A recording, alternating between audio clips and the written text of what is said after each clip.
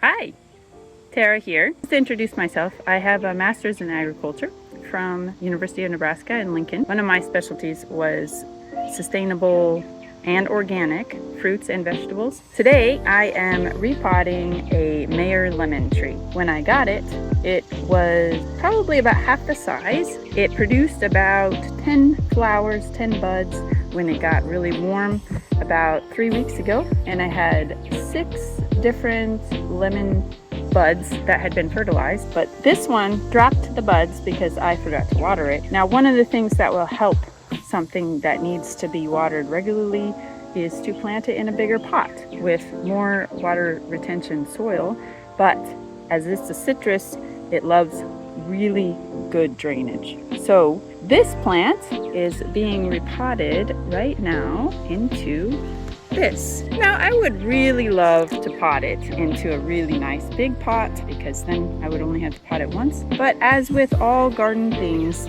it doesn't work like that. It will shock it if you plant it in a very large pot, and the water will not reach the roots fast enough before the outside dries out. They are faster in heat than you think they are. So it is a good idea to repot them every couple months if you have them in a pot. The best thing is if it was in the ground. Here in Virginia, we have pretty cold winters, and I've killed some citrus just by having them out exposed to the elements. Thankfully, when they get a little bit root bound, they start producing the flowers. So I had to wait until after the flowers were gone on this one to repot it. And unfortunately, I lost those lemons, so we're gonna repot it and hope for a lot more lemons. Okay, as we repot, I usually use citrus soil because it has sand and different potting mediums in it, but I don't have any more right now, and I'd rather not go to the shop today.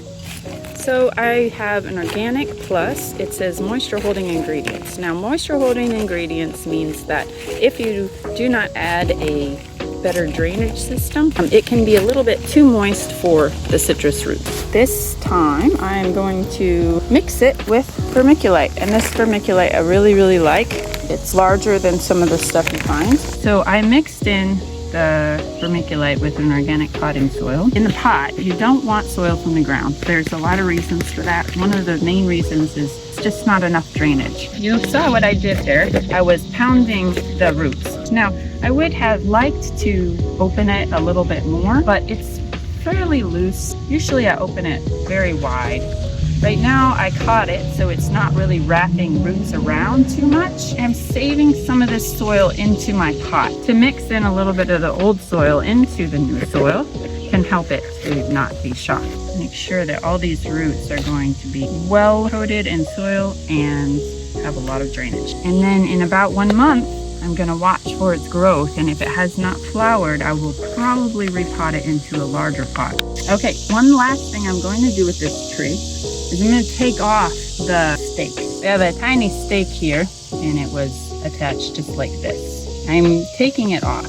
Now, why do I do that? Whenever I repot a tree, especially when it has a really good root system, I want it to start to strengthen itself.